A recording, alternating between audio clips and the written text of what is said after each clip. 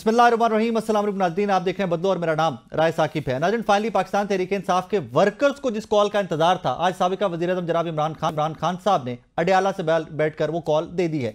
Not to forget, मैं इसका पहले भी जिक्र करता आया हूं कि पाकिस्तान तहरीक इंसाफ का वर्कर मज़ामत की सियासत करना चाहता था, लेकिन लीडरशिप शायद किसी खिड़की का, किसी दरवाजे का, कहीं मुज़ाकरात का मामला स्टार्ट होने का इंतजार कर रही थी। आज जो कॉल दी गई है, 3-4 डिमांड सामने रखी गई हैं और एक चीज नॉट टू फॉरगेट कि आज उन डिमांड्स के अंदर इमरान खान साहब ने अपनी जात के लिए कोई डिमांड नहीं रखी है। 26वीं यानी तरमीम के रोल बैक को रखा गया है, उन डिमांड्स के अंदर इलेक्शन मैंडेट को रखा गया है और तमाम वर्कर्स कि जो ट्रायल के बगैर जेलों के अंदर हैं उनकी रिहाई का मुतालबा किया गया है इमरान खान साहब की जानिब से। अब यहां पर देखना यह है कि वो लीडरशिप जिसके ऊपर अपनी ही सियासी जमात का वर्कर कॉम्प्रोमाइज्ड होने का इल्जाम लगाता है, क्या वो लीडरशिप इस फाइनल कॉल को, द लास्ट कॉल को, डू और डाई वाली सिचुएशन की कॉल को सक्सेसफुल कर सकेगा या नहीं कर सकेगा। एट द सेम टाइम एक और चीज कि पाकिस्तान की तारीख अगर आप देखें तो कभी कोई इस तरह का एहतजाज नहीं हुआ कि जो हुकूमतों को बहा कर ले जाए, या लेकिन सपोर्ट के बगैर। सपोर्ट हो तो फिर इस तरह के एहतजाज भी हुए हैं, धरने भी हुए हैं, सब कुछ हुआ है, लेकिन साथ ही साथ पाकिस्तान की तारीख में कोई ऐसी सियासी जमात भी नहीं मिलती कि जो पिछले 2 सालों के अंदर जिस हद तक पाकिस्तान तहरीक इंसाफ ने मज़ामत दिखाई है। सो ये एक नया प्रेसिडेंट सेट होगा कि अगर ये एहतजाज इस कदर बड़ा हो जाए या एहतजाज इस कदर प्रोलॉन्ग हो जाए कि ये हुकूमत को घुटने टेकने पर मजबूर कर दे। होता दिखाई नहीं देता, बहुत मुश्किल कॉल है। रीजन कि हुकूमत ने चारों कॉर्नर से अपने आप को सिक्योर कर लिया हुआ है। 26वीं यानी तरमीम हो जाए, उनके पास नंबर गेम हो जाए, उनके जो इत्तेहादी हैं सारे ऑन बोर्ड हैं, एस्टैब्लिशमेंट के साथ मामला ठीक चल रहे हैं, जुडिशरी को जिस तरह वो लेके जाना चाहते थे 26वीं यानी तरमीम के बाद आईनी बेंच बन गए हुए हैं। सो तमाम कॉर्नर्स कवर्ड नजर आ रहे हैं हुकूमती बेंच, हुकूमत की तरफ से। लेकिन पाकिस्तान तहरीक इंसाफ के पास भी बज़ाहिर इस कॉल की, एहतजाज की कॉल के बाद लग रहा है कि कहीं पर कोई इंगेजमेंट भी नहीं है, कहीं पर कोई मुज़ाकरात नहीं है और उन मुज़ाकरात की ही विंडो या दरवाज़ा खुलवाने के लिए फाइनली ये कॉल दे दी गई है। 24 नवंबर की कॉल है और इसको अनाउंस किया गया आज इमरान खान साहब की हमशीरा अलीमा खान साहिबा और उनके वकील फैसल चौधरी साहब की जानिब से। मीडिया तक, हम तक इंफॉर्मेशन ये उनके तवज्जुह से पहुंची है। फर्दर देखते हैं हाउ थिंग्स अनफोल्ड, लेकिन पहले सेगमेंट में मैं फैसल चौधरी साहब से बात करना चाहूंगा जो आज इमरान खान साहब से मिलकर उनसे बात करना चाहूंगा और वर्ड टू वर्ड उनकी गुफ्तगू क्या हुई है वो आप तक पहुंचाने की कोशिश करूंगा। रीजन, एक चीज जो सबसे इंपॉर्टेंट थी मेरे नजदीक आज की सारी कॉन्वर्सेशन में इमरान खान साहब की, वो ये थी कि वो माजी में बार बार कहते आए हैं कि जनाब कोई मुज़ाकरात नहीं होंगे, but at the same time एक कमेटी भी बना दी गई है जिसके नाम आपको मुझे नहीं बताए गए, लेकिन यह भी कहा गया है कि वो कमेटी ही मुज़ाकरात करेगी और वही एहतजाज को कॉल अप भी करेगी। फैसल भाई, अस्सलाम वालेकुम। जी सर, खैरियत से, ठीक ठाक है? बहुत शुक्रिया सर। फाइनली वो कॉल आ गई कि जिसका तहरीक इंसाफ का वर्कर ज्यादा इंतजार कर रहा था, लीडरशिप का मुझे नहीं पता, लेकिन वर्कर आपका बड़ा एंक्शियस था कि कोई एहतजाज हो, प्रोटेस्ट हो। बट जरा थोड़ा इसको तरतीब दे के चलते हैं। इमरान खान साहब से आज आपकी मुलाकात हुई, मुलाकात का एजेंडा या मुलाकात में यही पैगाम दिया गया कि एहतजाज की कॉल दे दी जाए? देखिए, मेरी उनसे मुलाकात, क्योंकि जेल ट्रायल होता है तो मैं बतौर वकील तकरीबन रोजाना उनके साथ रहता हूँ और जेल ट्रायल के दौरान उनसे मुलाकात रहती है। और उस मुलाकात में इमरान खान साहब जो है वो मीडिया से भी बात करते हैं। मीडिया में क्योंकि एक पाबंदी लगी हुई है, आप अनअनाउंस्ड सेंसरशिप है जी। मैंने आप समेत तमाम लोगों से ये रिक्वेस्ट की है कि उनकी जो गुफ्तगू है इवन जेल में जर्नलिस्ट के साथ, उस पर पाबंदी लगाने का कोई मकसद नहीं है। पैमरा ये कहती है कि हमने कोई तहरीरी ऑर्डर नहीं दिया कि इमरान खान साहब की तस्वीर या उनका बयान ना चलाया जाए, लेकिन ये बात हम सबको मालूम है कि एक अनअनाउंस्ड सेंसरशिप तो है और इसी वजह से ये जो गुफ्तगू है ये आपके मीडिया रिपोर्टर्स के साथ फिर ये करनी पड़ती है या फैमिली में से करते हैं। कल आपको पता है वहाँ पे इलेक्टेड रिप्रेजेंटेटिव्स गए और तीनों अपोजिशन लीडर पकड़ लिया गया और वहाँ पे फिर हवालात में बंद कर दिया गया। तो फिर ये जो ऐलान था ये इमरान खान साहब ने मीडिया से बात करते हुए खुद अनाउंस किया। तो इस जब बाहर आके तो तो इससे इंप्रेशन ये भी मिलता है कि कल जिन लोगों को हिरासत में लिया गया तहरीक इंसाफ के लीडरान को गालिबन कल ही अनाउंसमेंट हो जानी थी अगर मुलाकात होती तो।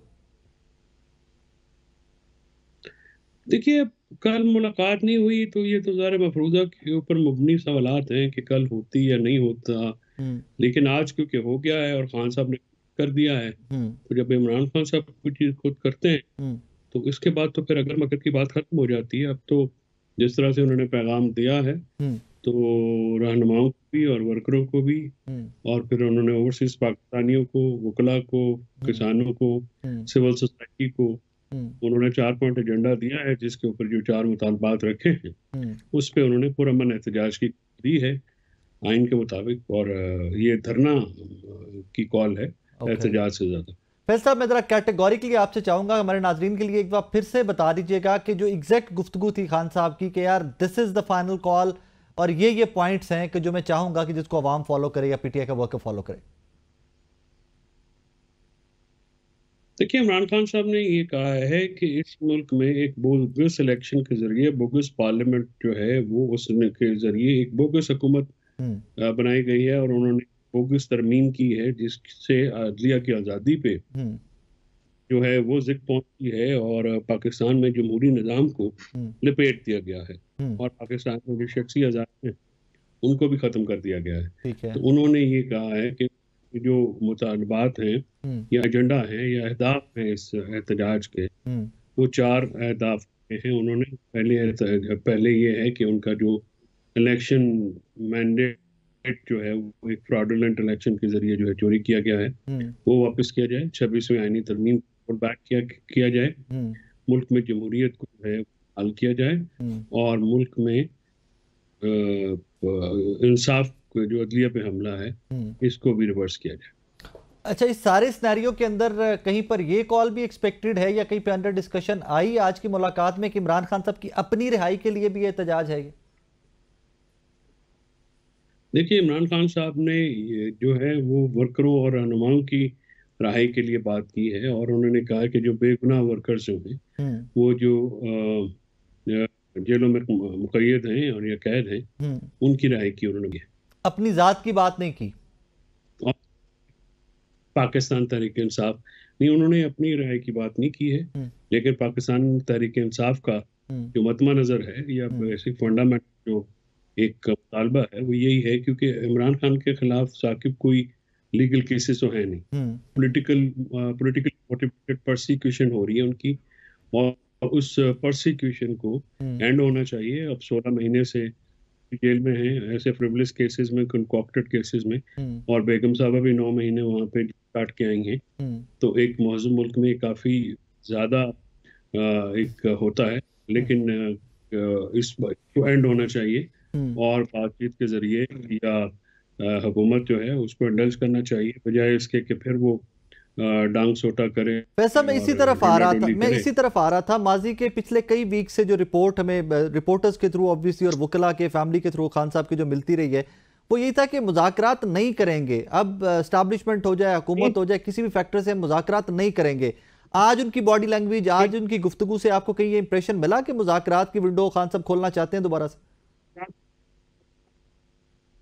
देखिए, उनसे सवाल किया गया था कि तमाम एहतजाज जो हैं वो मुज़ाकरात पे ख़त्म होते हैं, तो उन्होंने कहा कि मुज़ाकराती जो है वही की जो सियासी कमेटी बनाई गई है या उस वही जब अगर मामलात मुज़ाकरात तक आते हैं तो वही मुज़ाकरात करेंगे, और जो एजेंडाज दिए गए हैं ज़ाहिर उन पर मुज़ाकरात के बगैर तो बात आगे नहीं बढ़ेगी। बिल्कुल ऐसे मुज़ाकरात जो है हुकूमत के कोर्ट में बॉल है, अगर वो जितनी जल्दी कर सकते हैं तो कर सके। अली अमीन गंडापुर सीएम है, उनके जरिए भी की जा सकती है, और करनी भी उन्हीं के जरिए चाहिए, क्योंकि वो एक ओहदे पे हैं और रिप्रेजेंट करते हैं पाकिस्तान तहरीक इंसाफ। और ये विंडो आप एस्टैब्लिशमेंट की तरफ से खुलने के इंतजार में है आपकी जमात, या हुकूमत की तरफ से खुलने के इंतजार में है? देखिए, हम विंडो जो है हमने मुज़ाकरात की विंडोज कभी बंद नहीं की। ये अलग बात है कि जब भी मुज़ाकरात की बात हुकूमत ने सिर्फ बोल बचन तक रखी, सिर्फ उन्होंने कभी उसको सीरियसली नहीं कंसिडर किया, या एस्टैब्लिशमेंट है वो इस मुल्क का बहुत इंपॉर्टेंट प्लेयर है। आप उसके किरदार को ये तो कह सकते हैं कि पाकिस्तान में एस्टैब्लिशमेंट का किरदार नहीं है, तो वो अपना किरदार हमेशा अदा करते हैं। फैसल साहब, ये भी फरमाइएगा कि पाकिस्तान तहरीक इंसाफ के कुछ रहनुमा अभी रिसेंट पास में 1-2 दिन पहले शिकायत करते दिखाई दिए कि यार पंजाब जब तक नहीं निकल रहा, पंजाब से लोग नहीं कंट्रीब्यूट कर रहे, तो खान साहब का कोई स्पेसिफिकली पंजाब की लीडरशिप को लेकर या पंजाब को लेकर कोई इंस्ट्रक्शंस थी?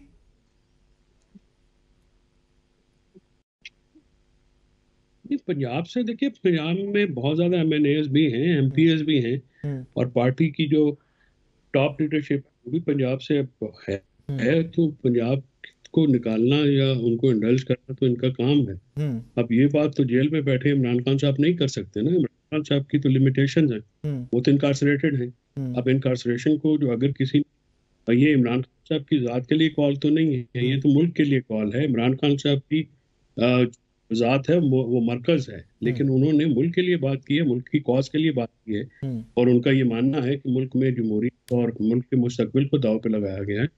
तो ये मुल्क जो है ये इमरान खान साहब का भी है, हमारा भी है, आपका भी है। अगर एक जो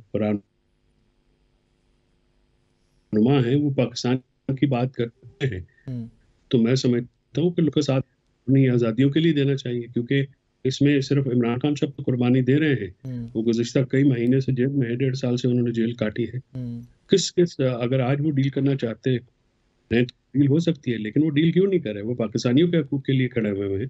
उन्होंने एक रिजॉल्व लिया है डेमोक्रेसी के लिए, पूरे पाकिस्तान में शख्सी आज़ादियों के लिए, जमहूरियत के लिए, हकीकी आज़ादी का वो कहते हैं कि जो हकीकी आज़ादी है वो इंसाफ की फराहमी और फ्री एंड फेयर इलेक्शन और अकाउंटेबिलिटी फ्रॉम द पब्लिक है। फैसल साहब, इसका ये थोड़ा सा उनका लेआउट स्टांस भी है, तो हमें स्टांस में बताइएगा, थोड़ा सा लेआउट भी इसका हमें बताइएगा कि क्या खैबर पख्तूनख्वा में कोई खेमा बस्ती आबाद होने जा रही है सवाबी के पास, कि वहां से लोग मार्च करेंगे इस्लामाबाद की तरफ, या पूरे पाकिस्तान से जहां जहां से काफिले निकलेंगे इस्लामाबाद की तरफ मार्च करेंगे?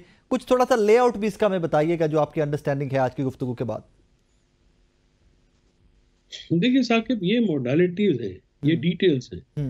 ये तो पॉलिटिकल कमेटी डिसाइड करेगी कि इसका मॉड्यूल क्या रखना है, किस तरीके से उन्होंने बंदे इकट्ठे।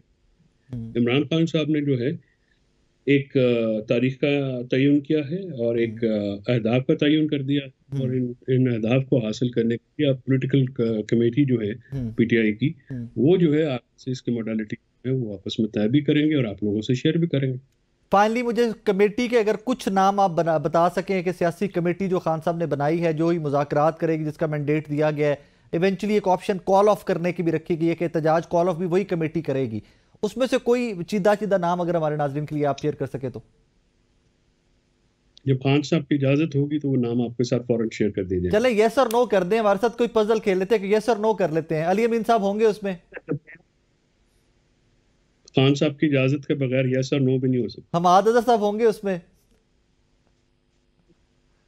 मैं जवाब दे चुका हूं। चले फैसल साहब, थैंक यू वेरी मच। नाज़रीन, फैसल चौधरी साहब आज इमरान से मुलाकात के बाद कोई इन्फॉर्मेशन मेरी ख्वाहिश थी कि डायरेक्टली जो इनकी बात हुई है वो अपने अवाम तक पहुंचाएं। ऑब्वियसली ये पाकिस्तान तहरीक इंसाफ की अब तक की सबसे बड़ी कॉल है कि जनाब इसको डू और die, the final call, the last call, multiple तरीकों से इसको लॉन्च किया गया इससे कुछ देर पहले सोशल मीडिया के ऊपर, चंद दिन पहले तक। इवेंचुअली देखते हैं कि ये कॉल जो डू और डाई तक की सिचुएशन तक ले गए हैं पाकिस्तान तहरीक इंसाफ के वर्कर्स, इससे कुछ अचीव भी होगा या नहीं होगा? Because as a matter of fact I would be very honest here, एक मेरा अपना ओपिनियन ये है कि अगर इस कॉल को पाकिस्तान तहरीक इंसाफ की लीडरशिप, दस्तयाब लीडरशिप सक्सेसफुल नहीं बना सकती, कामयाब नहीं कर सकती, तो पाकिस्तान तहरीक इंसाफ के लिए इतना बड़ा सेटबैक होगा कि इनके तमाम मुतालबात तो दूर की बात, शायद इस सेटबैक के बाद एक मुतालबा भी आने वाले वक्त में ना माना जाए। और यही कॉल अगर ये सक्सेसफुल कर लेते हैं तो फिर शायद ये बहुत कुछ अचीव करने की, बहुत कुछ अटेन करने की पोजीशन में आ जाएंगे। रही बात नंबर की, तो मैं हमेशा से कहा करता हूं कि पाकिस्तान तहरीक इंसाफ का उस नंबर तो है, उस नंबर को निकालना कैसे है, मोबिलाइज कैसे करना है, वो तो पाकिस्तान तहरीक इंसाफ की लीडरशिप के ऊपर मुनहसर है। क्योंकि हर कॉल जब इमरान खान साहब ने दी, पाकिस्तान तहरीक इंसाफ का वर्कर निकला भी, गिरफ्तारियां भी दी, टीयर गैस भी झेली, डंडे भी खाए, जेलों में भी सड़े, बट डिसअपॉइंटमेंट तहरीक इंसाफ के वर्कर को तब हुई कि जब उनका लीडरशिप उनकी गायब हुआ करती थी। अब ये देखते हैं कि चंद बड़े नाम जो मैं आज सुबह से डिस्कस कर रहा हूं, हमारे अजहर साहब जलसों में आते रहे, हमें नजर आते रहे, आते थे, अपनी हाजिरी लगवाते थे, खिताब करते थे, गायब हो जाते थे। मियां असलम इकबाल साहब पंजाब की लीडरशिप में से एक बड़ा नाम है। एट सम पॉइंट जब इलेक्शन एंड ऑल, तो सीएम पंजाब के लिए भी उनका नाम बड़ा अंडर डिस्कशन होता था, बट असलम इकबाल साहब टोटली सीन से गायब है।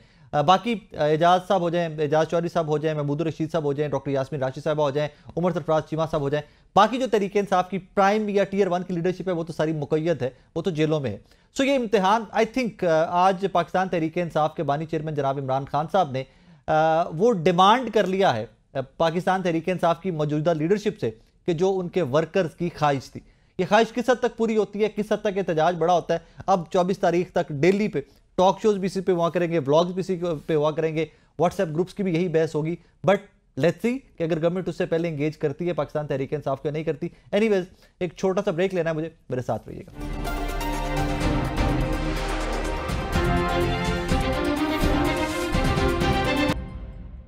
वेलकम बैक नाजरीन। अब बात करते हैं 26वीं आईनी तरमीम पे। बहुत सारी बात तो हो चुकी माजी में, लेकिन अब एक नया खत सामने आया है। Secretary supreme court bar Salman Mansoor साहब ने खत लिखा है, उनसे बात करते हैं इस खत के मकासद और आगे स्ट्रेटजी क्या है। सलमान साहब अस्सलाम वालेकुम सर। जी वालेकुम अस्सलाम। खैरियत से सर? ठीक ठाक है जी, अल्लाह का शुक्र। सर, आज एक खत सरफेस हुआ, आपने लिखा हुआ है वो खत, और उसमें 26th अमेंडमेंट को लेकर बड़ी कैटेगोरिकली और क्लैरिटी के साथ आपने तमाम इश्यूज जो एक वकला का ग्रुप है उसको एड्रेस करने की कोशिश की है। सर, इसमें क्या ही बेहतर होता कि वकला बार के सदर भी और सेक्रेटरी भी इकट्ठे खत लिखते, लेकिन वी ऑल नो दैट कि ग्रुपिंग है, एक सदर एक ग्रुप का है, सेक्रेटरी एक ग्रुप का है। व्हाट नेक्स्ट सर, इस खत के बाद व्हाट नेक्स्ट? देखिए, एक तो ये इम्प्रेशन कोई इतना दुरुस्त नहीं होता कि आप इस को व्यू करें कि ये मुख्तलिफ ग्रुप्स का कोई पॉइंट ऑफ व्यू है जी। मैंने तकरीबन 1790 राउंड अबाउट कुछ वोट्स लिए हैं जी, और किसी एक ग्रुप के वोट्स नहीं, but they represent across the board opinion of most of the majority of vote. मेरे सबसे ज्यादा वोट हैं इन दिस कोर्ट बार। ऐसे ही sir, their opinion from various political parties, क्योंकि अदरवाइज पॉसिबल ही नहीं है। मेरे ग्रुप के तो नेचुरली इतने वोट नहीं है सिर्फ। There are lot of independent vote, there are a lot of members of other. लेकिन सर मियां साहब ने, आपके सदर जो है बार के, उन्होंने इसकी अप्रिशिएट किया है, इसी 26वीं आईनी तरमीम को मेरे शो में भी किया है, उसके बाद खतूत में भी किया है। सो वो डिफरेंस ऑफ ओपिनियन तो है ना जी आपका स्पीकर और सदर का। देखिए, as lawyers we are both entitled to difference of opinion. उनका ओपिनियन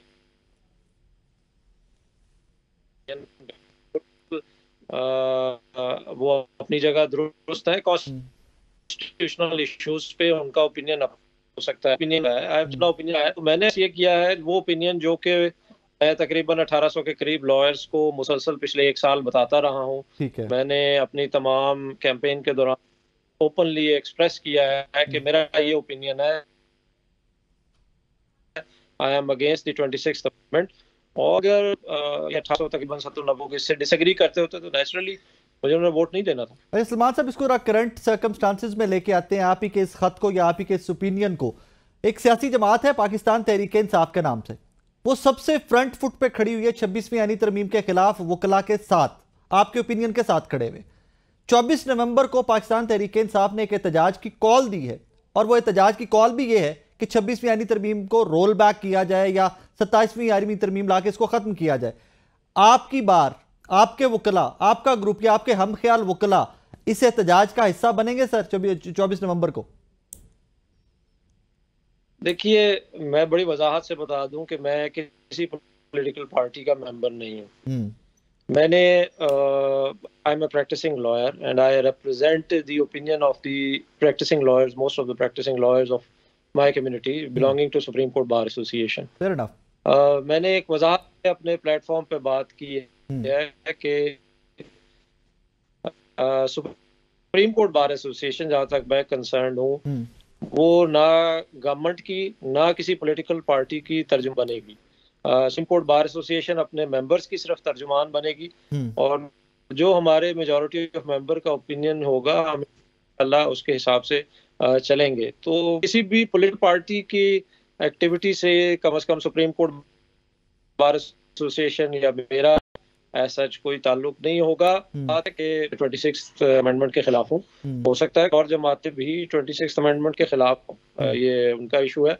बट अपना व्यू जो है, मतलब कैटेगोरिकली आपके हम ख्याल वकला या आपका ओपिनियन रखने वाले वकला 24 नवंबर को किसी सियासी जमात के एहतजाज का हिस्सा नहीं बनने जा रहे? नहीं, ऐसा इस वक्त सुप्रीम कोर्ट बार एसोसिएशन के फोरम से तो ऐसा कोई डिसाइड नहीं हुआ जी। अगर कोई डिसाइड होगा, मेंबर्स का ये डिसीजन होता है। मैंने जैसे आपको बताया कि मेरा किसी पॉलिटिकल पार्टी से ताल्लुक नहीं है। We are not committed to keeping all types of political parties out of the supreme court bar association. Sir, bar के पास और क्या क्या ऑप्शंस हैं इसी 26वीं आईनी तरमीम को लेकर, प्रोटेस्ट के अलावा, रिट पिटीशंस के अलावा, और कौन कौन सी ऑप्शंस आप लोग एक्सप्लोर कर रहे हैं राइट नाउ?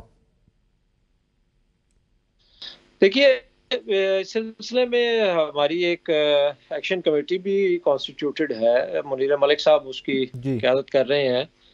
वो एजेंडा हमने के लिए डिस्कशन के लिए रखा हुआ है उसमें कि what are the various means, जिसमें लोगों को अवेयर करना भी है।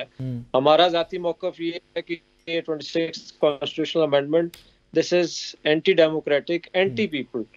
तो हमारा सबसे बड़ा तो फर्ज ये है कि लोगों को ये एहसास हो कि इस तरमीम से उनके फंडामेंटल राइट्स अफेक्ट हुए हैं, किसी का कोई जाती नुकसान नहीं हुआ है। और उस हवाले से जैसे जैसे चॉक आउट होता जाएगा प्रोग्राम, तो हम तो फिर मेंबर्स विद कंसेंसस देखेंगे। सर, इस पे थोड़ी सी रहनुमाई ये भी फरमाइएगा। कल मैंने आपके बार के सदर जो हमारे शो में थे उनसे भी यही रहनुमाई चाहिए।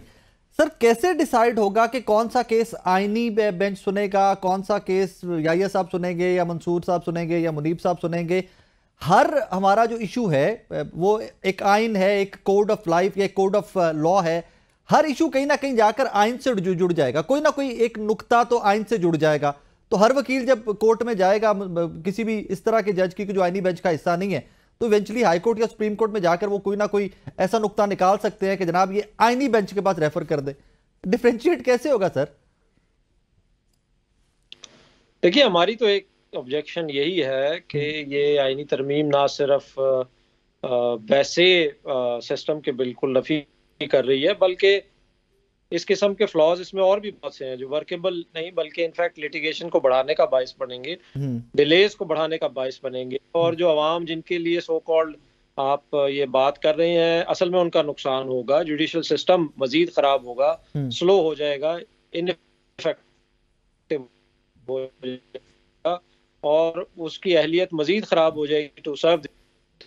जैसे मैंने आपको कहा कि 26th अमेंडमेंट में this is one of our objections also कि such type of ambiguities, such type of decisions within the supreme court will further erode the efficiency of the court. ये जो है वर्किंग एनवायरनमेंट को भी खराब कर देंगे और एब्सोल्युटली इम्पॉसिबल हो जाएगा कोर्ट्स के लिए वर्क करना, जजेस के लिए वर्क करना। एक केस की बजाय अगर 6 केस बनने लग जाएंगे, मुझे नहीं चाहता इससे लोगों का क्या फायदा जो पहले 40-40 साल लिटिगेशन में फंसे हुए।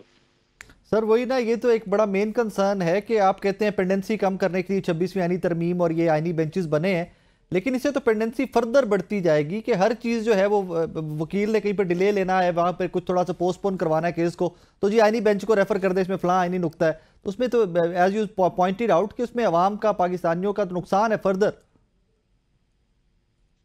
देखिए, हम तो समझते हैं कि ये शायद सबसे ज्यादा इस मामले में हुकूमत जो कि खुद एक लिटिगेंट पार्टी होती है, वो इस डिले के हथियार को इस्तेमाल करना शुरू कर देगी। आज मैं एक रिट पिटीशन लेके खड़ा हो जाता हूँ बिफोर हाई कोर्ट या सुप्रीम कोर्ट के पास हम आते हैं, गवर्नमेंट एक्शंस को चैलेंज करते हैं, तो हर दूसरे चौथे केस में गवर्नमेंट नेचुरली ये प्ली लेगी कि जी ये तो कॉन्स्टिट्यूशनल इशू है, गवर्नमेंट का इख्तियार चैलेंज है, गवर्नमेंट की फंक्शनिंग चैलेंज हुई है, और वो उसी बेंच क्लॉग हो जाएंगे। रिलीफ आप शायद 10 मुख्तलिफ बेंचों में से किसी बेंच के पास मिल सकता था, अब आप एक बेंच में लाइन लगा के खड़े हो जाएंगे। तो हमारा तो पर्सनल ओपिनियन यही है कि ये फर्दर मैटर डिले करेगा। लेकिन इसका अब रोल बैक का तरीका कार क्या है कि 27वीं आईनी तरमीम आए, या इसको इसी तरह खत्म तो नहीं अब किया जा सकता ना, आइन का हिस्सा है।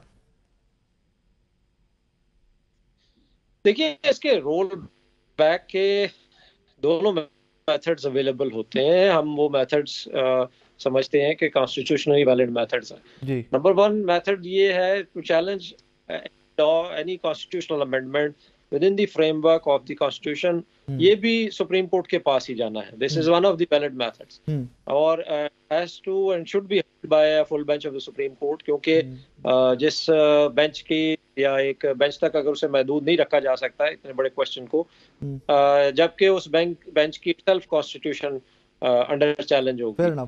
और दूसरी बात, ऑब्वियसली अगर गवर्नमेंट को ख्याल आ जाए या अगर पार्टीज को इस बात का एहसास हो जाए कि एक्चुअली ये अमेंडमेंट एंटी डेमोक्रेटिक साबित होगी और वक्त के साथ साथ लोगों के लिए नुकसानदेह होगी, तो पार्लियामेंट भी इसको रोल बैक कर। सलमान मंसूर साहब, thank you very much for your time. नाज़रीन, सलमान मंसूर साहब, सेक्रेटरी सुप्रीम कोर्ट बार। अब यहाँ पर एक चीज नोटिस करने वाली है कि मियां रऊफ अता साहब हमारे शो के अंदर पिछले एक वीक के अंदर 2 दफा हमारे शो के अंदर आए हैं और दोनों दफा उन्होंने 26वीं आईनी तरमीम को बड़ा सपोर्ट किया। उन्होंने कहा जी डेमोक्रेसी के लिए बेहतर है, जुडिशियल सिस्टम के लिए बेहतर है, एम्पावर होगा judicial system in days to come. आप देखेंगे कि पेंडेंसी कम होगी, इससे लोगों को जल्द इंसाफ मिलेगा। एट द सेम टाइम आज सलमान मंसूर साहब ने, सेक्रेटरी साहब ने एक खत लिखा है और उसी खत के ऊपर हम बात कर रहे थे। बट व्हाट मैटर्स इज कि यही तमाम टॉपिक्स या तमाम इश्यूज जो सेक्रेटरी बार ने रेज किए हैं, ये फ्रॉम डे 1 26वीं आईनी तरमीम के आने से पहले अंडर डिस्कशन है।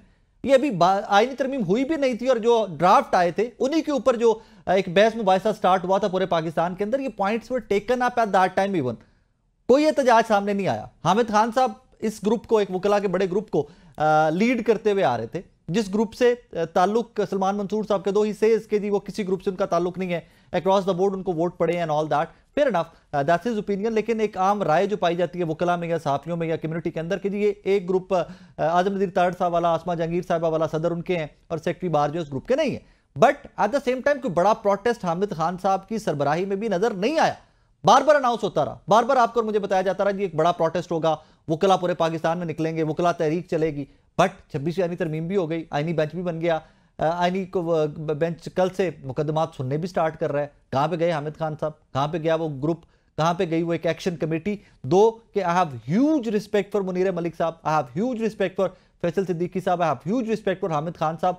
बट अगर आपने अनाउंस किया था, अगर आपने कोई स्टांस लिया था, तो उस स्टांस के ऊपर प्रोग्रेस दिखाई नहीं दी। That is what I am trying to say कि कुछ भी प्रैक्टिकली होता हुआ हमें दिखाई नहीं दिया।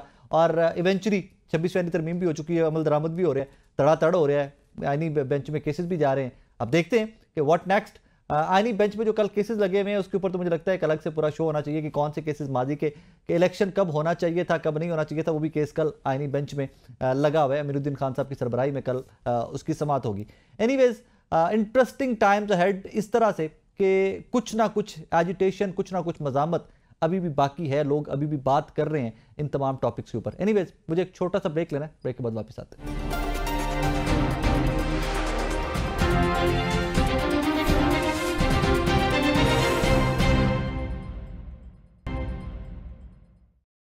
वेलकम बैक नाज़रीन, इस सेगमेंट में जरा बात करते हैं कि 24 नवंबर की कॉल तो पाकिस्तान तहरीक इंसाफ के बानी चेयरमैन जनाब इमरान खान साहब ने दे दी है। ये किस हद तक कॉल सक्सेसफुल होगी? क्या माजी में पाकिस्तान की तारीख में किसी भी ऐसी सियासी जमात को इतनी बड़ी एहतजाज की कॉल दे सकी कि हुकूमत को ले गिरे, अपने तमाम तर मुतालबात मनवा सके? नजम अली खान साहब मेरे साथ मौजूद है। नजम साहब अस्सलाम वालेकुम सर। जी वालेकुम अस्सलाम सर, खैरियत से आप ठीक ठाक हैं? जी अल्लाह का शुक्र है सर। 24 नवंबर, डू और die, the final call, the last call Pakistan Tehreek Insaf के बानी चेयरमैन की जानिब से, क्या लगता है सर कॉल किस हद तक सक्सेसफुल होगी? राय साहब, इसको आप थोड़ा सा माजी की जो कॉल्स थी उनके साथ मिलाकर देखें जी। एक बहुत बड़ी कॉल थी जब लॉन्ग मार्च की दी गई थी, तो कहा गया था कि रावलपिंडी जाएंगे और टारगेट ये था कि जनरल आसिम मनीर को हम आर्मी चीफ नहीं बनने देंगे। क्या बना था उस कॉल का? आप ये दोस्त जो थे हमारे पाकिस्तान तहरीक इंसाफ वाले, ये रवाज से वापस आ गए थे। और फिर उसके बाद आप जितनी कॉल्स देख लें, ये संगजानी वाला जलसा देख लें, लाहौर वाला जलसा देख लें, आप इसके बाद इवन SCO कॉन्फ्रेंस के ऊपर इस्लामाबाद में चढ़ाई देख लें और उसके लिए सरकारी मुलाजमीन, सरकारी मशीनरी को देख लें, क्या कर सके? कुछ भी नहीं हुआ। मैं आपको बड़ी वाज़ेह और सीधी बात बताऊं कि पाकिस्तान तहरीक इंसाफ के पास 3 चीजें हैं, मकासद हैं। एक, वो बानी PTI की रिहाई चाहते हैं और उसके लिए अगर वो बानी PTI की रिहाई चाहते हैं तो उसके लिए एहतजाज की जरूरत नहीं है, उसके लिए तहम्मुल की, तदब्बर की, हिकमत की, सियासत की जरूरत है और वो रास्ता अदालत से निकलेगा। वो 26वीं तरमीम, आईनी तरमीम का खात्मा जो है उसका मकसद बयान कर रहे हैं, तो वो भी एहतजाज से खत्म नहीं होगी, बल्कि वो अगर आप खत्म करना चाहते हैं तो उसका रास्ता पार्लियामेंट की सियासत से निकलेगा, मौलाना फजल रहमान और बाकी लोगों को साथ मिलाने से निकलेगा। तीसरी चीज, वो इक़्तिदार में आना चाहते हैं, वो हुकूमत का खात्मा चाहते हैं, वो चाहते हैं कि उनके साथ मुबैना तौर पर जो धांधली की गई थी उसका फैसला हो जाए। तो उसके लिए भी तरीकाकार ट्रिब्यूनल्स मौजूद हैं, वहां पर जाएं, अपना केस साबित करें और अदालतों में जाएं, जो तरीकाकार है। ये एहतजाज जो है ना, हुकूमत, मैं आपको सच बात बताऊं, माजी की प्रैक्टिस की वजह से डरी हुई है। हुकूमत ये समझती है कि जो इस्लामाबाद में आग लगा सकते हैं, जो लाहौर में पेट्रोल बम चला सकते हैं, जो 9 मई कर सकते हैं और जो SCO कॉन्फ्रेंस को तबाह करने के लिए सब कुछ ला सकते हैं, वो कुछ भी कर सकते हैं। अभी हुकूमत इस पर गौर खोज कर रही है, क्या करना है, कोई जवाब नहीं आया। लेकिन नजम साहब, अभी दो एग्जांपल्स रिसेंट है ना, एक आपने मिसाल दी संजानी वाला जलसा और एक लाहौर वाला जलसा, दो जगह पे हुकूमत ने इजाजत दी, टाइम के ऊपर क्लैश हुआ PTI का, लेकिन ये लोग पीसफुल प्रोटेस्ट करके, जलसा करके ये लोग वापस चले गए थे ना वहां से। तो वो एक प्रेसिडेंट है, उसी को हुकूमत को भी फॉलो करना चाहिए। अगर जलसे जुलूस की इजाजत मांगते हैं, एक जगह डेजिग्नेट कर दें कि भाई फलां जगह है, फलां टाइम है, जलसा करो, वापस चले जाओ। लेकिन ये क्या बात कह रहे हैं, ये कह रहे हैं अपने साथ चने लेकर आओ, अपने साथ मोबाइल पावर बैंक लेकर आओ, अपने साथ पानी लेकर आओ, अपने साथ बिस्तर लेकर आओ, हम नहीं जाएंगे वापस। अगर आप इस किस्म की बातें करेंगे तो हुकूमत आपको रेड जोन के करीब भी नहीं फटकने देगी। आप 2014 का जो रिप्ले है वो तो हुकूमत उसकी हरगिज़ इजाजत नहीं देगी। जो कुछ 2014 में हुआ, जिस तरह किया गया और जिस तरह चौधरी निसार ने फैसिलिटेट किया, आज का वज़ीर दाखिला फैसिलिटेट नहीं करेगा। ये मैं आपको पहले बता रहा हूँ। और जो आप बयानात दे रहे हैं कि हम डू और डाई के लिए जो है, आज आप पाकिस्तान के सबसे बड़े अखबार की सुपर लीड को देखिए और जो मैसेज उसके जरिए जाता है और जो पैगाम जाता है, और मैं सिर्फ उस जंग अखबार की बात नहीं कर रहा, मैं इसके साथ साथ तमाम लीडर्स के बयानात की बात कर रहा हूँ। अगर आप पैगाम ये देंगे कि हम डू और डाई के लिए आ रहे हैं, हम यहाँ पर हुकूमत खत्म करने के लिए आ रहे हैं, हम अपने साथ कफन लेकर आ रहे हैं, तो कौन सी हुकूमत है जो आपको एहतजाज करने देगी? आप यही समझे जो 3 अक्टूबर का रिप्ले था हुकूमत की तरफ से जो हुआ था, उसी तरह का फिर हो जाएगा और हुकूमत इसके लिए तैयार है। तो क्या कोई विंडो या कोई दरवाजा पाकिस्तान तहरीक-ए-इंसाफ इस एहतजाज के थ्रू चाहती है कि एस्टैब्लिशमेंट को एंगेज किया जाए?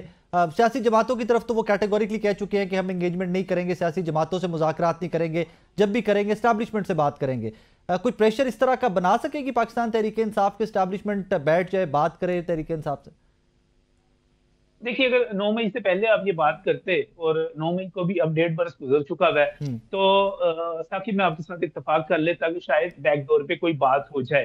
आप नफरत को और सियासत की चीजों को इस हद तक ले गए हैं, आपके अपने लोग हैदर मेहदी हो जाए, आदिल राजा हो जाए, शाहीन सेबाई हो जाए, इस किस्म के बाकी लोग हो जाए, जिस जगह पे आप पॉइंट ऑफ नो रिटर्न पर ले जा चुके हैं। देखिए, फौज की तरफ से एक CDM होता है, वज़ीर आला खैबर पख्तूनख्वा को बुलाया जाता है पेशावर कैंट में, उनको ब्रीफिंग दी जाती है, उनको अफ्तारी दी जाती है और समझा ये जाता है कि एक रास्ता इससे खुलेगा। लेकिन उसके साथ इमरान खान साहब एक बयान दे देते हैं कि मेरी बीवी को जहर दिया जा रहा है, और वो जहर कौन दे रहा है, वो आर्मी चीफ का नाम ले लेते हैं। यानी कि आप खुद चीजों को खान साहब तबाह करना चाहते हैं और हर मर्तबा वो एक ऐसी नई स्टेटमेंट दे देते हैं कि आप पॉइंट ऑफ नो रिटर्न पे पहुंच जाते हैं। और जो कुछ सोशल मीडिया की पॉलिसी है, जिस तरह चल रहा है, आप क्या समझते हैं कि इसके नतीजे में एस्टेब्लिशमेंट कोई मुज़ाकरात करेगी? और मैं आपको इस वक्त की सूरत हाल के मुताबिक बता दूं कि खान साहब के लिए रास्ता निकल सकता है। हुकूमत अपने आप को पहले से बहुत ज्यादा मजबूत समझ रही है,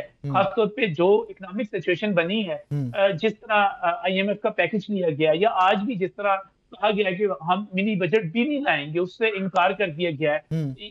IMF को कायल कर दिया गया है कि हम पेट्रोल पर टैक्स नहीं लगाएंगे। हुकूमत ये महसूस कर रही है कि हम पहले से बहुत बेहतर पोजीशन में है, और इसके नतीजे में इमरान खान साहब अगर सुलह जो एक पॉलिसी वो कुछ अरसे से लेकर चल रहे थे, उसको लेकर चलते, तो मेरा ख्याल है कि 2-3 माह में वो बाहर भी आ सकते थे, क्योंकि हुकूमत को उनके बाहर आने से कोई खतरा नहीं है। अच्छा नजर साहब, आपकी बात से ये तो आपकी बात से जो मैं समझ सका वो ये है कि तमाम पॉलिटिकली मोटिवेटेड केसेस हैं इमरान खान साहब के ऊपर, और अगर ये कोई ले दे का मामला, कुछ आगे फर्दर मामलात को चलाने के लिए सुलह जो ही रखें तो वो बाहर आ सकते हैं। Is that what you meant? नहीं, आप मेरी बात नहीं, आप मेरी बात को बिल्कुल दुरुस्त नहीं समझे, या मैं दुरुस्त समझा नहीं सकता। प्लीज। इमरान खान साहब के पर जो केसेस हैं वो बाकायदा तौर पे साबित शुदा है। खासतौर पे तोशा खाना से लेकर 190 मिलियन पाउंड वाला केस ऐसे हैं जिनमें कोई छुटकारा ही नहीं है। फॉरेन फंडिंग जो है इलेक्शन कमीशन ऑफ पाकिस्तान और बाद में अदालतों में वो चीजें साबित हो चुकी हुई हैं, केसेस ऐसे नहीं है। लेकिन मैं आपको एक और बात बताना चाहता हूँ, और मैं इससे पहले भी कह चुका हूँ कि एस्टेब्लिशमेंट को एक और भुट्टो नहीं चाहिए, वो एक और भुट्टो नहीं चाहते। वो पाकिस्तान तहरीक-ए-इंसाफ को, उसके हामियों को, और वो लोग जो कि इमरान खान साहब की जगह पर नजरें जमाए बैठे हुए हैं, चाहे वो कोई भी हो, पार्टी के किसी ओहदे पर बैठा हुआ हो, उनको वो एक लाश एस्टेब्लिशमेंट, पाकिस्तान की हुकूमत, पाकिस्तान की फौज एक और लाश नहीं देना चाहती। वो बहर सूरत इमरान खान की जिंदगी का तहफ्फुज करेंगे। वो चाहते हैं कि मामला खुशउस्लूबी से आगे चले, पाकिस्तान तरक्की की राह पे चले। जिस तरह के इस वक्त हमारा मालियाती खसारा खत्म हो गया, शरह सूद जो है नीचे आती चली जा रही है, स्टॉक एक्सचेंज नए रिकॉर्ड कायम कर रही है, तो पाकिस्तान तहरीक-ए-इंसाफ को ये दावत हमेशा से दी जाती रही है, आओ सियासी और पार्लिमानी किरदार अदा करो। वो कहते हैं हमने एस्टेब्लिशमेंट से बात करनी है, तो ये एस्टेब्लिशमेंट जिस हद तक आप चले गए थे, ये तो बात करने के लिए तैयार नहीं है। 8 फरवरी का इलेक्शन आज तक कॉन्ट्रोवर्शियल है, ट्रिब्यूनल्स काम करते चीजें क्लियर हो जाती। तो मैं आपके साथ खड़ा होता आज, और मैं भी ये कह रहा होता कि शहबाज शरीफ साहब काम कर रहे हैं, उनको अवाम ने मैंडेट दिया, उनको काम करने की इजाजत होनी चाहिए। लेकिन ये कुछ एम्बिग्विटीज या कुछ ग्रे एरियाज तो है ना, जिसके ऊपर गवर्नमेंट को भी चाहिए कि ट्रिब्यूनल्स को काम करने। Grey areas Saqib grey areas कब नहीं रहे? क्या 1997 के इंतखाबात में ग्रे एरियाज नहीं थे? बदकिस्मती है ना नजम साहब, बदकिस्मती है, बदकिस्मती 2008 में नहीं थे, 2013 में नहीं थे, और आप जिस इंतखाबात की बुनियाद पर इनकलाब की बात करते हैं, 2018 के इंतखाबात में क्या आरटीएस बदकिस्मती? मैं आपसे इस चीज में मुत्तफिक हूं, बदकिस्मती है। इलेक्शन मुझे आपने भी रिसेंटली देखा होगा कैमला हारिस का, आपने भी देखा होगा कि जब वो कंसीड किया, जब उन्होंने कि व्हेन शी कांग्रेचुलेटेड ट्रंप कि जी बिल्कुल वो जीता है और यही हमारी जमहूरियत है। I think at some day वो जमहूरियत पाकिस्तान में भी इंशाल्लाह आएगी, एट सम डे टाइम लगेगा। फिर मैं एक बंदे का मुकदमा यहाँ पर लड़ूंगा जी, शहबाज शरीफ का। जब शहबाज शरीफ ने पार्लियामेंट के अंदर इमरान खान वजीर आजम बने, पहली तकरीर की, उन्होंने कहा कि हम इस इलेक्शन को नहीं मानते, हमारे ख्याल में धांधली हुई है, हम पंजाब में हमारी हुकूमत बनती थी, लाजमन बनती थी। उन्होंने बिलावल भुट्टो ने भी कहा, और उन्होंने कहा कि आए हमारे साथ एक निसाके मईशत करते हैं। उस वक्त बतौर अपोजिशन लीडर कहा, क्या उस वक्त की हुकूमत ने अपोजिशन के साथ बैठना पसंद किया? वो तो उस वक्त भी उठकर चले जाते थे। देखें, आपने नफरत इस जगह पे इन लोगों ने साकिब पहुंचा दी है कि हम बहुत बुरी जगह पे पहुंच गए। अल्लाह खैर करेगा, आप मैं हम मिलकर ये नफरतें कम करेंगे। सिर्फ एक बात मैं कहूंगा, कभी कभी सोचता हूँ कि यार पाकिस्तान तहरीक-ए-इंसाफ के कई कारकुनों के साथ ज्यादती हो जाती है, मैं उनके लिए आवाज उठाऊं, लेकिन फिर मुझे जो याद आता है कि मुझे किस जबान में याद किया जाता है, मेरी फैमिली के बारे में क्या जबान लिखी जाती है, तो मैं समझता हूं कि यार आपका और मेरा काम इस चीज से मुबर्रा होना है ना, आपका और मेरा काम इससे मुबर्रा हो के सबके लिए, सबके। हाँ ठीक है, गलतियों को इंसान है, ठीक है, मैं मेरे लिए लेकिन आपकी फैमिली भी काबिल एहतराम है। बेशक है, आपकी फैमिली के बारे में भी बुरी जुबान इस्तेमाल करेगा, आपकी बहन, बेटी, माँ, हम सबकी काबिल एहतराम है। बेशक ठीक है, बेशक हमें कोई ज़ाब्ता है, हमें मिसाके इखलाकियात भी करना पड़ेगा कहीं ना कहीं। Thank you very much, thank you Najam sahab, thank you. नाज़रीन, नजम अली खान रैंक पर्सन एनालिस्ट हमारे साथ मौजूद थे, उन्होंने अपने ख्यालात आपके सामने रखे कि ये जो 24 नवंबर की कॉल है, इससे क्या निकलेगा, किस हद तक पाकिस्तान तहरीक-ए-इंसाफ सक्सेसफुल होगी, इसके ऊपर थोड़ा सा डिटेल में हमने उनसे बात करने की कोशिश की। अब हमें ज्वाइन किया एसआर राना साहब ने, सीनियर रैंक पर्सन और एनालिस्ट हैं। राना साहब अस्सलाम वालेकुम सर। जी वालेकुम अस्सलाम सर, खैरियत से, आप ठीक ठाक हैं? बहुत शुक्रिया भाई, बहुत शुक्रिया। सर फाइनली 24 नवंबर पाकिस्तान तहरीक-ए-इंसाफ के बानी चेयरमैन जनाब इमरान खान साहब ने कॉल दे दी है। इस कॉल का उनका वर्कर तो खैर पहले से मुंतजिर था, लेकिन लीडरशिप कभी आगे कभी पीछे, आज एहतजाज, आज जलसा। सबसे पहले सर, मकासद जो बताए गए हैं, क्या यही मकासद हैं कि 26वीं आईनी तरमीम का रोल बैक और मैंडेट की वापसी? क्या आपको भी लगता है कि यही एक है मुतालबा पाकिस्तान तहरीक-ए-इंसाफ का? देखिए, मुतालबे कुछ भी कर लें आप, 4, 5, 6, 7, 8 बढ़ा दें, कोई फर्क नहीं पड़ता जी। बेसिक असल तो बात यह कि इमरान खान इस रजीम से जान छुड़ाना चाहते हैं अवाम की, और जो अवाम का मैंडेट 8 फरवरी को चोरी हुआ था वो वापस करना चाह रहे हैं। अब 8 फरवरी के मैंडेट की चोरी में जो जो रास्ते में रुकावटें, लाइक 26वीं तरमीम है और बहुत सारे इस तरह के मामलात हैं, तो वो सारे बीच में खुद ब खुद एड्रेस हो जाएंगे। लेकिन मैं एक बात आपको बताऊं, ये ना डू एंड डाई वाला मामला हो गया जी। अगर ये काल और इसका नतीजा ना निकला तो कहानी खत्म। तो इमरान खान की हाँ बिल्कुल, इमरान खान की तो खैर कहानी खत्म कभी भी नहीं हो सकती। नहीं, पीटीआई की पॉलिटिक्स की बात कर। हाँ बिल्कुल, हाँ उसके इर्द गिर्द मुनाफिकीन जो हैं उनके चेहरे एक्सपोज हो जाएंगे जी। वो मुनाफिकीन जो अभी तक अपने आप को छुपा के बैठे थे, मुझे तो ऐसा लगता है कि ये हुकूमत से ज्यादा इमरान खान की कॉल मुनाफिकीन को एक्सपोज करने के लिए ठीक है ना जी। वो ये हुकूमत को जो गिराना विराना तो बाद की बात है ना, और इस हुकूमत को गिरा के भी खान साहब को पता है उनको कौन सी हुकूमत मिल जानी है, और उन्होंने जब बाहर आना है तभी आना है जब वो वक्त तय होगा। क्या वाकई में माजी से जरा इसको कंपेयर कर दीजिएगा हमारे नाजरीन को, माजी में कभी भी कोई इस तरह का लॉन्ग मार्च, कोई एहतजाज, कोई इस तरह का तहरीक इंसाफ के धरने के अलावा कोई हुआ है कि जो हुकूमतों को वाकई में टफ टाइम या हुकूमतों को घर भेजने में करामत कोई सियासी जमात साबित हो चुकी हो? क्यों नहीं तहरीक निजात नवाज शरीफ की, बीबी शहीद की, जो इस्लामाबाद मार्च था जो रास्ते में ही रुक गया और उन्हें इस्लामाबाद वो हेलीकॉप्टर में बुला लिया गया, ये इफ्तिखार मोहम्मद चौधरी की तहरीक, आप देख लें तहरीकों के नतीजे निकले। इवन ये कि जुल्फिकार अली भुट्टो के शहीद के खिलाफ जो एक प्लान्ड तहरीक थी, तहरीक तो वो कामयाब हुई ना, उसके नतीजे में जुल्फिकार अली भुट्टो को हुकूमत छोड़नी पड़ गई, गिरफ्तार हो गए। तो ऐसा नहीं है, अवामी ताकत के आगे ठहरना इतना आसान नहीं है। और एक बात याद रखिए, अमेरिकन इलेक्शन ने एक चीज जरूर सिखाई, ये जो हम कहते हैं ना जी मकबूलियत के साथ कबूलियत जरूरी है, मकबूलियत तगड़ी हो तो फिर कबूलियत मजबूरी होती है। लेकिन सर वो तो 8 फरवरी को हमने मकबूलियत तो देखी ना, आपने भी देखी, मैंने भी देखी, हम सबने देखी मकबूलियत तो 8 फरवरी को। काश जो पीटीआई की मुनाफिक क़यादत थी वो 9 फरवरी से जो है लोगों को बाहर निकाल लेती तो शायद एक हफ्ते में गेम पर पलट जाए। लेकिन बदकिस्मती ये है, मुझे आप खुद बहुत ऐसे साफी जो बहुत अंदर की खबर लाते हो, तो मैं I am really proud of you. तो आपके बिल में कई क़यादत उन्होंने तो लोकेशन शेयर की सेनेटर की कि फला जगह पे उठा लें वहां से, ठीक है ना। ऐसी मुनाफिक क़यादत जो है मौजूद है, तो अच्छा है ये तहरीक कामयाब हो या ना हो, का पीटीआई को कम से कम के जो वर्कर हैं उन्हें जो ये गिला है कि हमारे सर पे कोई खड़ा नहीं होता, वो क्लियर हो जाएगा कि ये इसलिए नहीं खड़े होते कि इनकी तनख्वाहें कहीं और से लगी। अच्छा सर साहब, इसमें एक चीज बड़ी अंडरस्टैंड करने वाली है, उस पर थोड़ा सा मुझे रहनुमाई फरमाइएगा। लेट्स से कि इस दफा ये एहतजाज केपी से पंजाब से निकलता है, केपी से अली अमीन गंडापुर साहब लीड कर रहे हैं, हमारा नजर मियां असलम इकबाल साहब पंजाब से लीड कर रहे हैं, in case leadership right left हो जाती है, तो उस एहतजाज को, उन लोगों को जो निकल आएंगे, जिस तरह लास्ट टाइम डी चौक से वापस भेज दिया गया, भेजना इस दफा भी मुमकिन होगा?